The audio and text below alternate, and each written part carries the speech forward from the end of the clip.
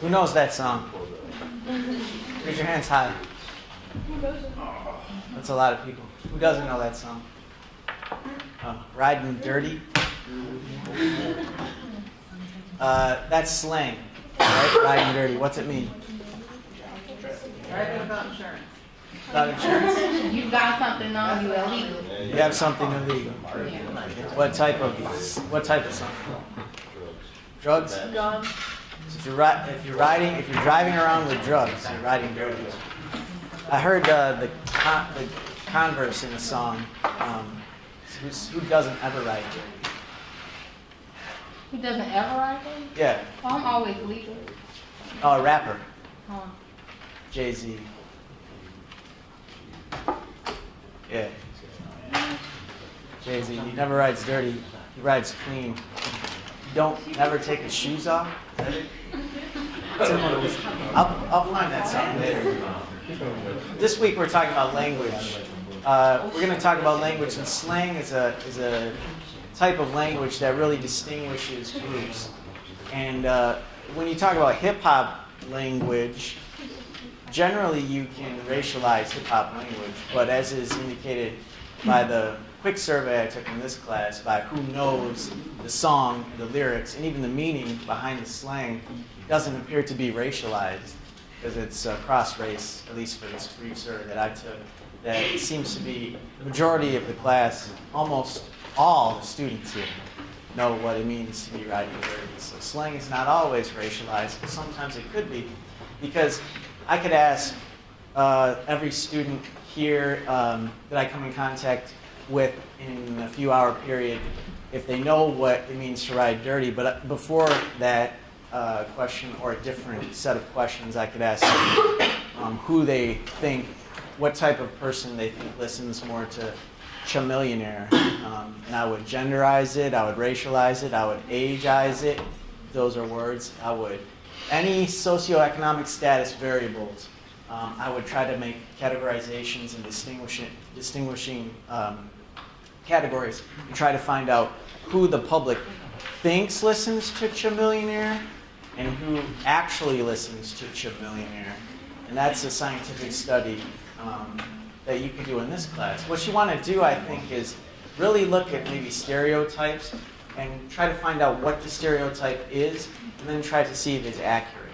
And that can be done through a variety of ways, through our sociocultural studies in anthropology, through our linguistic studies, through our archaeological studies, through our biophysical. This week, we're talking about one of the big pillars of anthropology in this semester, and that's language. So the linguistic studies of anthropology. Language is the presentation today. I'm going to probably break it up into two parts because it might get kind of long. Who else is going to present this week? Raise your hand high. 1, 2, are you separate? Okay, 3, 4. All separate? Okay, 4 separate. Is anyone doing language today? 1 on language? Great, so I won't cramp your style too much. I'm going to assume that mine's a little bit different from yours.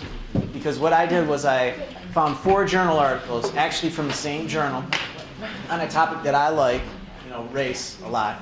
I study race a lot. It's one of my variables, one of my categorizations for study. So I found 4 articles in the same journal, in the same edition. I think it was from 1981, but I cite them on the last slide. And I'm going to present them to you so that you can get a little bit of information from journal articles. And what we're going to kind of do right now in the semester is shift from sort of the books, which are still cool, still okay.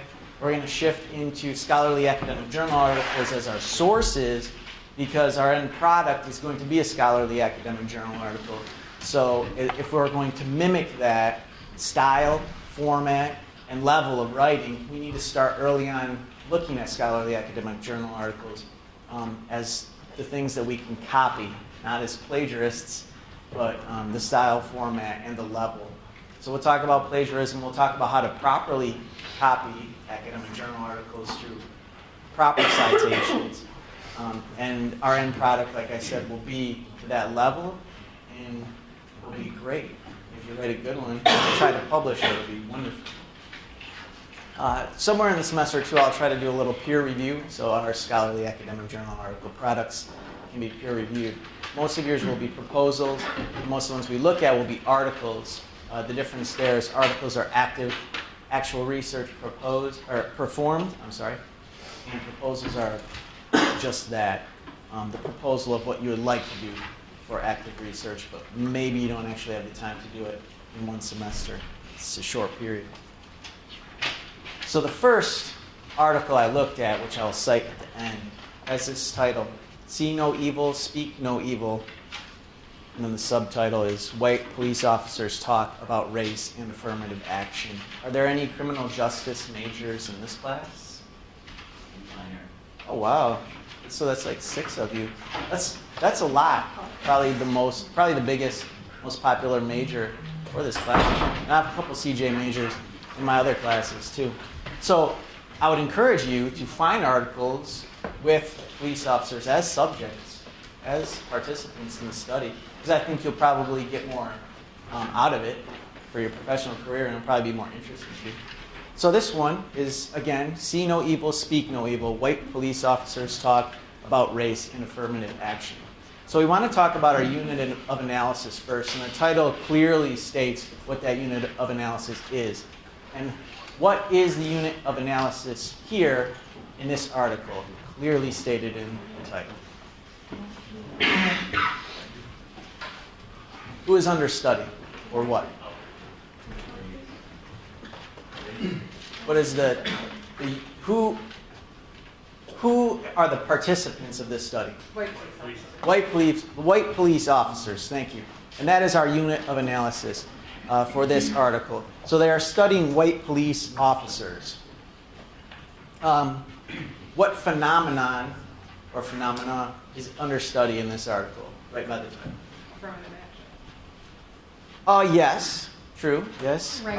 I would also say that the actual speaking of the officers, the phenomenon of communication, the talk about affirmative action. I would say affirmative action is then the subject matter. So we have the unit of analysis, the participant under the microscope are the white police officers. The phenomenon is going to be the communication between those officers, the correspondence, the language used. And then the subject matter is going to be affirmative action.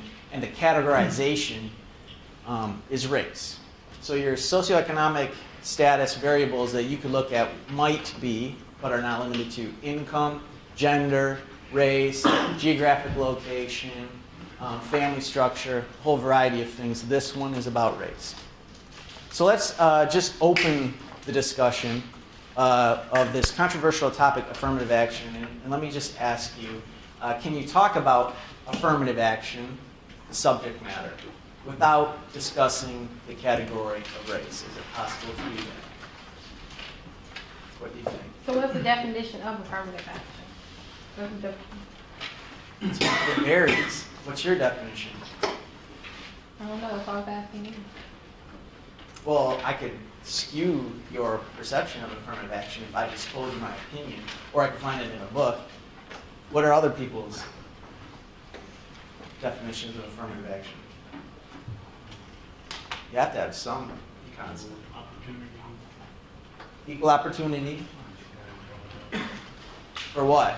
Just opportunity to what? Minority. Win the lotto? We don't have that either. For minorities. Okay, equal opportunity for minorities to do what?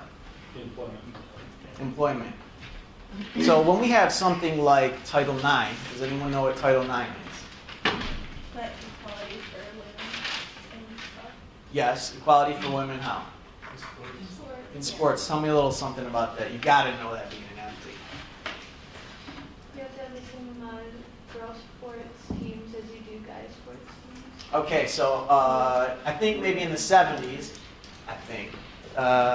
there's a bill or something passed called Title IX. What that meant was at the university level, you have to have the same number of girls sports teams as boys sports teams, or some ratio. Can I say something? Yeah. It actually wasn't explicitly about sports. They adapted it to sports. Okay. So it's not necessarily obviously the biggest impact it had is in sports, but it was actually like broader, like education in general.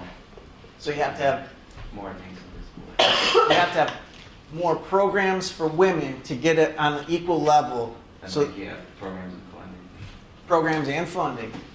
Because if you were a woman and you wanted to play sports in the university, you might not be able to play soccer because we might have at Saginaw Valley in the 70s football, which is a male sport, men's basketball, kind of brings in some money, men's soccer, men's tennis, and maybe cheerleading, you know, for girls. So girls had no opportunity. You could not actually play sports because there was no women's sports. So this Title IX says you got to have more women's sports. And this is going to open up chairs on the bench for women to play sports at the university level. And that was for gender, okay? After that, or maybe at the same time, comes up a concept called affirmative action, which is similar in human resources arena. Would that be fair to say? In the hiring practices of the university and other places, obviously. But if we were looking at the unit analysis for the university, we look at it through the Human Resources Department at Saginaw Valley. And what affirmative action says, sort of, it's really long and complicated, but it would say something like, you have to hire or give equal opportunity to hire all races, genders, religious, everything, but it really gets tied to race a lot. And so what that means is if a Saginaw Valley, if we were to look statistically at the student enrollment and it were 100% white, we would not have very good affirmative action practices. If we were to look at the statistics of the student body and it were 99.99% white, we would not have very good affirmative action practices.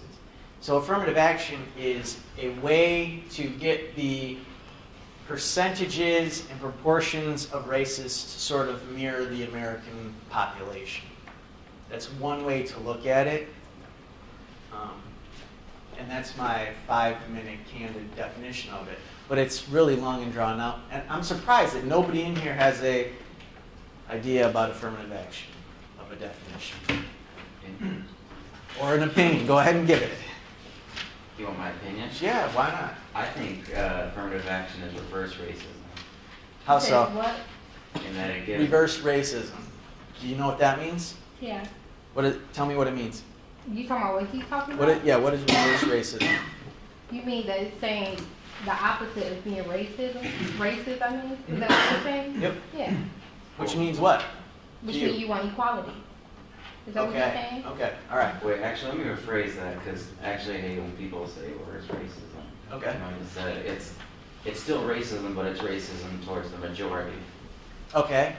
So I guess I shouldn't say reverse because it's still racism, but it's racism towards the people who have historically been racist themselves.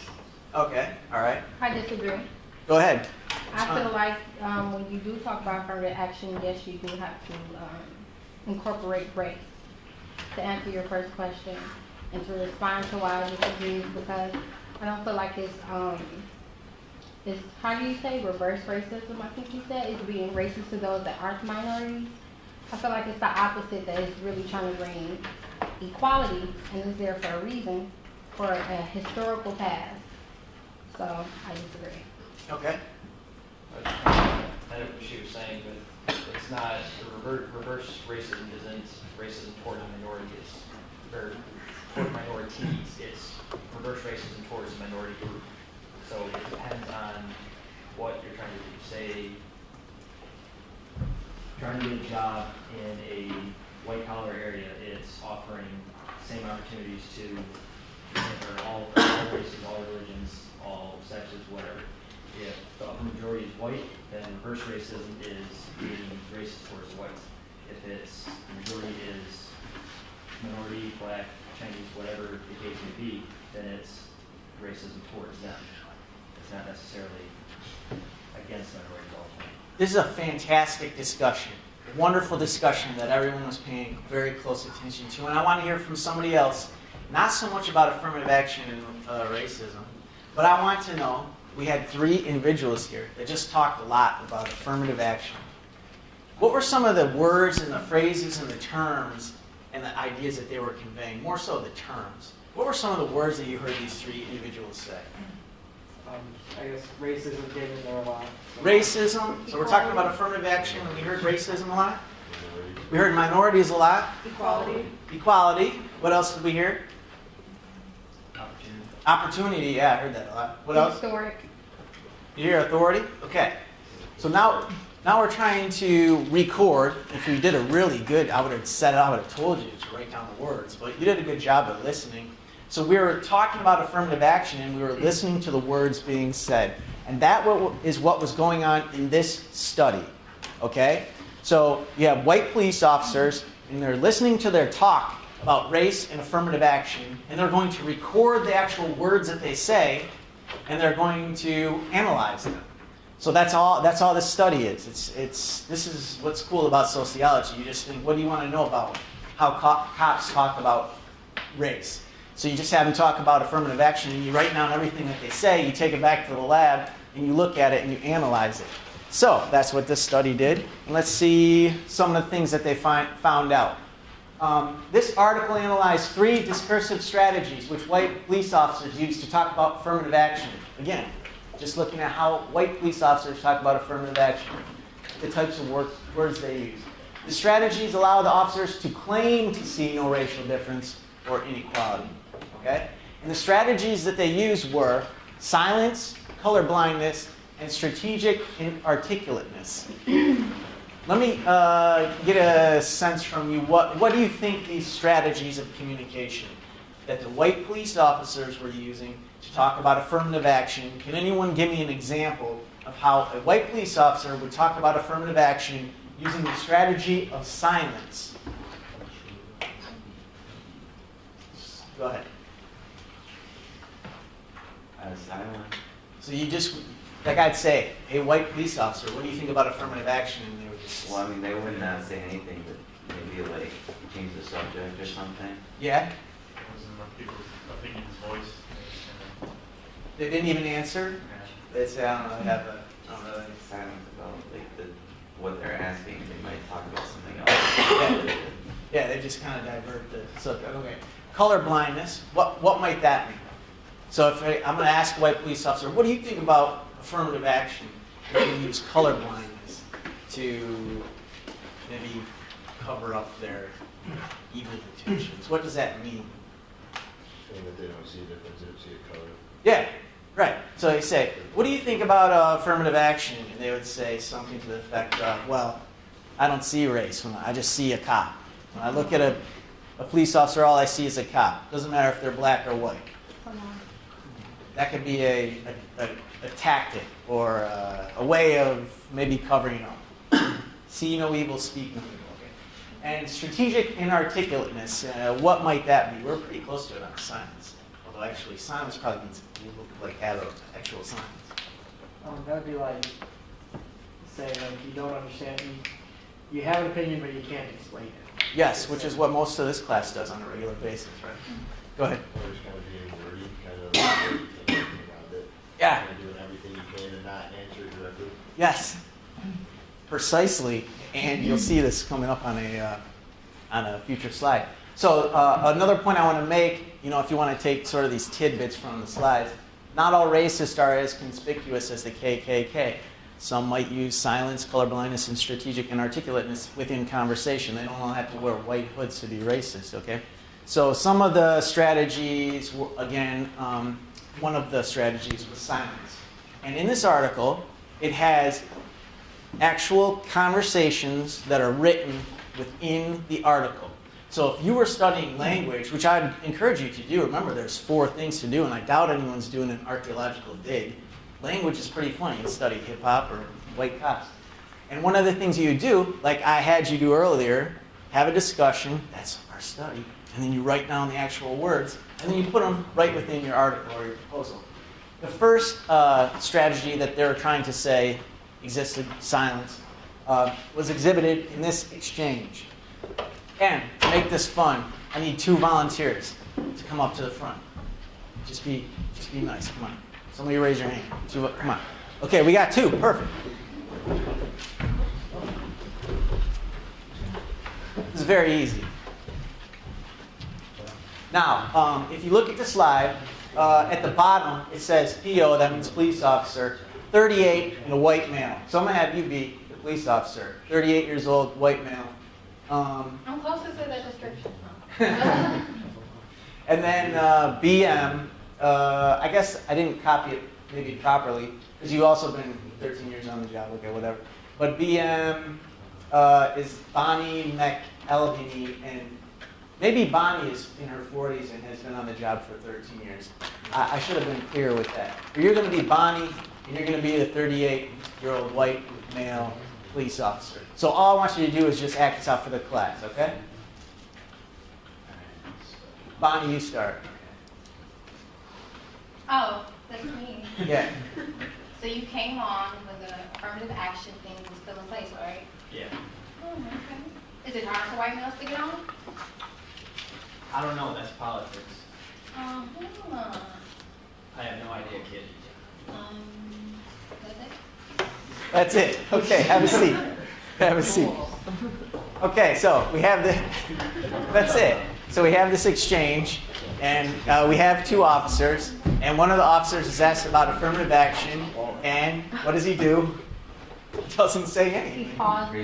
Literally does not say anything. And so further in the article, it would talk about why they thought that might have been a racist or a non-racist tendency. This is a very long article, but I want you to get across what we're actually studying, the subject matter, and how we can put the data actually into our articles. So that's the data. It's up to you to then decide and analyze that data. So that's the silence technique, the silence strategy in this article. Okay, I need 2 more helpers. Come on. It's very easy. Just read what's on the slide. Come on. All right, come on. I believe we have Bonnie again and a police officer. I'm starting to think that Bonnie is a researcher. I should have been more clear on that. Okay, so who wants to be Bonnie? You? Yeah. And you'll be the police officer, which is, again, a white male. So, white male police officer. And Bonnie, go for it. So you came on under the affirmative action hiring plan. Does that make it harder for a white guy like you to get hired? For example, I scored 97 on my test. My 10 veteran points gave me 107, and I wasn't hired to the 4th class of the list. So do you think a program like that is unfair to white males? Look at it this way, it served its function. In my opinion, the problem solved. Let's get back to hiring the most qualified rather than the sexual or race lines. Do you think it's important to have blacks and women on the job? Yeah, oh yeah, my logic is you wear city blue, you're not black, you're not white, you're not a male, and you're not a female. All right, thank you. I see. So what was happening there is this police officer was asked about his score, and he uses this technique where he says something. What does he say? Let me just put it. He says, "Let me put it this way. Yeah, look at it this way. It served its function." So he's not really saying that it's a good thing. He just says it is what it is, and we're going to go with it and accept it. And I'm not going to give you my negative feelings on it. I'm just going to state that I see everything as one great color. So that was that example, okay, of color blindedness. And then strategic inarticulateness, okay? So in the 6th example in the article, there are several hedges, like which, and then, so this is the analysis part, which I didn't have in the previous slides, which assumes joint understanding. So if you're doing a conversational analysis and you write down what people are saying, you have to write down exactly what they're saying. So if one of these 3 from earlier was saying a lot of times, what that indicates is that that person assumes a joint understanding between the 2 people that are having the conversation.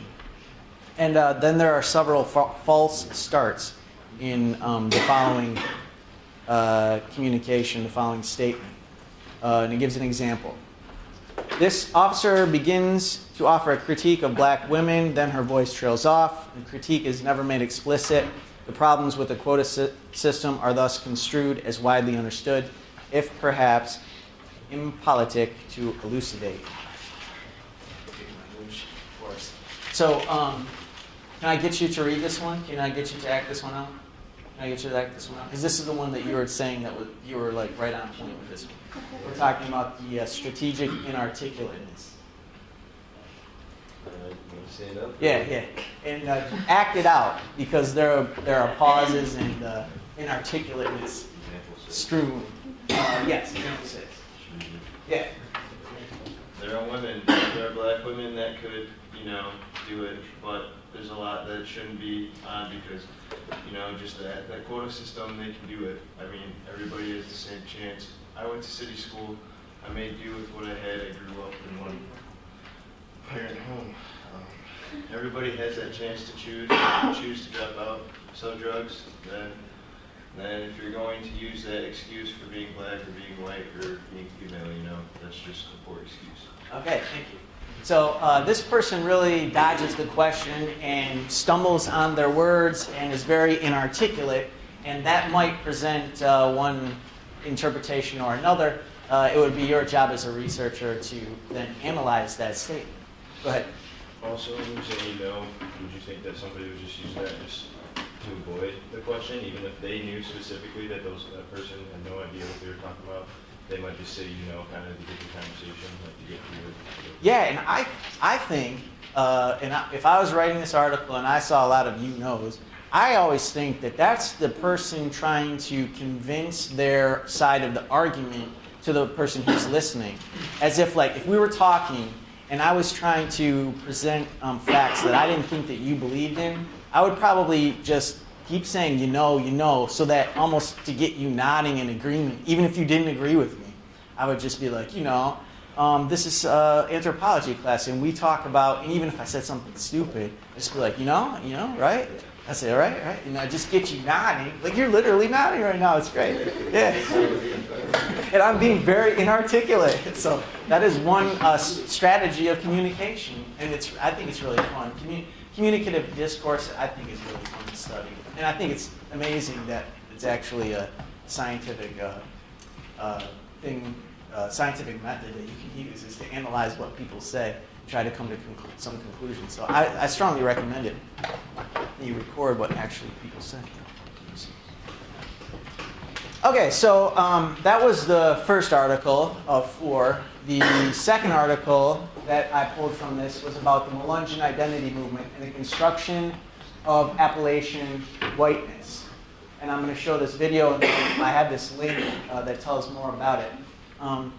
So when we're talking about inarticulateness and we talk about racializing things, we can talk about the concepts of like Southern drawls or Honey Boo Boo, how they talk, and they put subtitles into the show, even though it's in English and they're American. Or we could talk about maybe like bonnets or hip hop. Like, I just read a Lil Wayne interview, and some of the way that he talks is hard to understand. Or we could talk about proper English and the way people talk really, with their noses up and this sort of thing. So it's interesting to look at how people talk. If you were to think about Southern drawls, if I were to survey the class, my hypothesis would be that most people think Southern draws are equatable with, and then I would hypothesize, like white Southern Hicks, And then if I was going to say, what do you associate hip-hop language and hip-hop style? And then I would give some examples if I was doing it. I would assume that the responses would be leaning more towards African Americans, which is probably incorrect, which is interesting. So if you were to do a study on Honey Boo Boo, which you could totally do, you write down statements that Honey Boo Boo said, and then you would ask the people, do you think a white person or a black person said that, and you would record your data and report on it. What or who is Honey Boo Boo? Never watched Honey Boo Boo. Someone please explain. I've never actually watched it. She's a little girl that does pageants to make pretty pick. And so, it just shows that there are people who do pageants that actually love it. And it's like a little girl. And But her family is like Her what the family- show is about because Yeah, they're all like, It's like a reality TV show, like it's a real. yeah. It's like a child. It's yeah, she's a little pageant girl. Oh. But her parents are like really, really obese and really southern and really hick, and They're really disgusting people. you can't understand what they say because they're so southern and they do really weird things. So is the name of the show Honey Boo Boo? Or? Yeah, Yeah, the little girl goes by Honey Boo Boo. It's on TLC. Don't watch Does it. sound like a So on that note, it will segue right into the Melungeon family, or not family, but heritage. Let's see if this thing comes up. That question, or a different set of questions I could ask who they think, what type of person they think listens more to chamillionaire. And I would genderize it, I would racialize it, I would ageize it. Those are words. I would any socioeconomic status variables. I would try to make categorizations and distinguishing categories and try to find out who the public thinks listens to chamillionaire and who actually listens to chamillionaire. And that's a scientific study that you can do in this class. What you want to do, I think, is really look at maybe stereotypes and try to find out what the stereotype is and then try to see if it's accurate. And that can be done through a variety of ways, through our sociocultural studies in anthropology, through our linguistic studies, through our archaeological studies, through our biophysical. This week, we're talking about, who knows that song? Raise your hands high. That's a lot of people. Who doesn't know that song? Riding Dirty. That's slang, right? Riding Dirty. What's it mean? Driving without insurance. Without insurance? You got something on you illegal. You have something illegal. What type of something? Drugs? Gun. So if you're driving around with drugs, you're riding dirty. I heard the converse in the song. Who doesn't ever ride dirty? Who doesn't ever ride them? Yeah. Oh, I'm always legal. Oh, a rapper. Huh. Jay-Z. Yeah. Jay-Z. He never rides dirty. He rides clean. You don't ever take his shoes off. Is that it? It's in one of his- I'll find that song later. This week we're talking about language. We're going to talk about language, and slang is a type of language that really distinguishes groups. And when you talk about hip-hop language, generally you can racialize hip-hop language, but as is indicated by the quick survey I took in this class, by who knows the song, the lyrics, and even the meaning behind the slang, doesn't appear to be racialized, because it's cross-race, at least for this brief survey that I took. That it seems to be the majority of the class, almost all the students here, know what it means to be riding dirty. So slang is not always racialized, but sometimes it could be, because I could ask every student here that I come in contact with in a few hour period if they know what it means to ride dirty, but before I come to you so that you can get a little bit of information from journal articles. And what we're going to kind of do right now in the semester is shift from sort of the books, which are still cool, still okay. We're going to shift into scholarly academic journal articles as our sources, because our end product is going to be a scholarly academic journal article.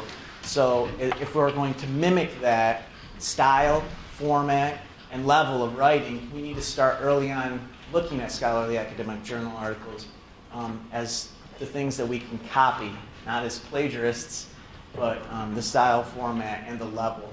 So we'll talk about plagiarism. We'll talk about how to properly copy academic journal articles through proper citations. And our end product, like I said, will be to that level, and will be great. If you write a good one, try to publish it. It'll be wonderful. Somewhere in the semester, too, I'll try to do a little, one of the big pillars of anthropology in this semester, and that's language. So the linguistic studies of anthropology. Language is the presentation today. I'm going to probably break it up into two parts because it might get kind of long. Who else is going to present this week? Raise your hand high. 1, 2, are you separate? Okay, 3, 4, all separate? Okay, 4 separate. Is anyone doing language today? 1 on language? Great, so I won't cramp your style too much. And I'm going to assume that mine's a little bit different from yours. Because what I did was I found 4 journal articles, actually from the same journal, on a topic that I like, race a lot. I study race a lot. It's one of my variables, one of my categorizations for study. So I found 4 articles in the same journal, in the same edition. I think it was from 1981, but I cite them the last slide.